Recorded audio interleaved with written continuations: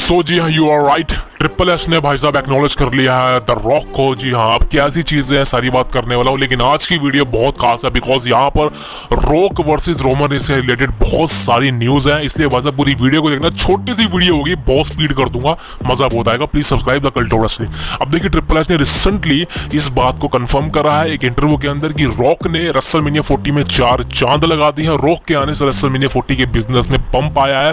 Rock अगर नहीं होता तो भाई साहब स्टार पावर की बहुत कमी होती, बिकॉज ब्रॉक लेसनर भी नहीं था, सीएम पंक भी नहीं था, तो आपको पता है भाई साहब कौन रेसल करेगा। दिस इज वाई रॉक का रिटर्न हुआ और रॉक ने रेसल भी किया और रेसलमेनिया के मेन इवेंट में भी अच्छी भूमिका निभाई। सो ट्रिपल एस ने कहा है कि this is just a beginning, because अभी तो ये शुरुआत है, बहुत कुछ करने वाले हैं। सो रॉक आपको क्लियर कट आगे भी देखने को मिलेंगे, तो ये ऑफिशियल है। अब दोस्तों बात करते हैं भाई साहब रॉक और रोमन इसका क्या लेना देना। दोस्तों देखिए, रॉक रोमन इसका मैच होगा, ये बात मैं ऑलरेडी बता चुका हूं कि अगर आप सारे निराश है कि रॉक रोमन इसका मैच अब कब होगा, मैं आपको बता चुका हूं रेसलमेनिया 41 यानी कि नेक्स्ट ईयर ये मैच नहीं होगा। ये बात कंफर्म मान लीजिए, रेसलमेनिया 42 में ये मैच होगा जाकर, बिकॉज अभी कहीं ना कहीं रोमन रेंस और सोलो सिक्वा की स्टोरी लाइन पर ज्यादा ध्यान दिया जाएगा। और my personal opinion, Roman Reigns का रिटर्न अगर समर स्लैम में होता है या उसके बाद होता है तो रोमन वर्सेस सोलो इतनी जल्दी तो होगा नहीं, बिकॉज रोमन वर्सेस सोलो कहाँ होगा, क्राउन जूल में तो मुझे लगता नहीं है। और सर्वाइवर सीरीज में वॉर गेम मैच होगा।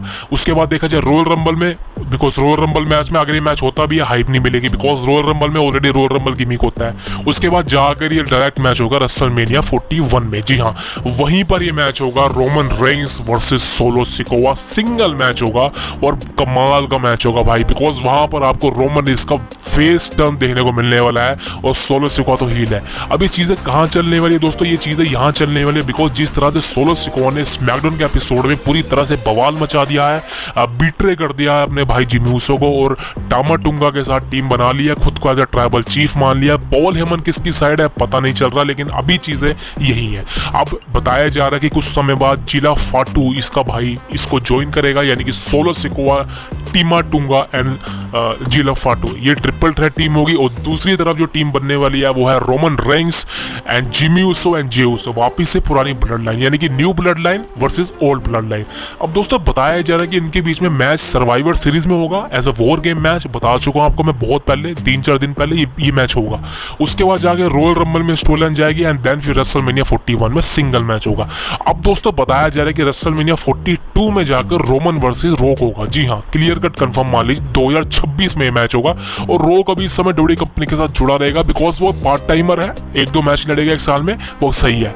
अब दोस्तों बात करें हम रोमन रेंस और रॉक की स्टोरी लाइन चलेगी कैसे। दोस्तों द मेन रीजन सारा इसी बात पे टिका हुआ है, बिकॉज आपको एक हिंट बता दूं, एक छोटा सा स्पॉइलर है और ये स्पॉइलर कितना सच है कितना झूठ है अभी पता नहीं चलेगा, आगे पता चलेगा। ये स्पॉइलर ये है कि Rock is the main leader and boss of Solo Sikova. जी हाँ, सोलो सिकोवा जो भी कर रहा है उसका जो लीडर है वो रॉक है, यानी कि रॉक ये सब करवा रहा है रोमन रेंस के साथ, बिकॉज रोमन रेंस ने रॉक को एक्नॉलेज करवाया था खुद को और रॉक इस चीज को भूला नहीं है। रोमन रेंस ने रॉक को स्पीयर मारी थी रेसलमेनिया में, आपको याद होगी, उसका बदला भी रॉक ने नहीं लिया, बिकॉज बीट्रे तो हुआ नहीं रॉक के थ्रू।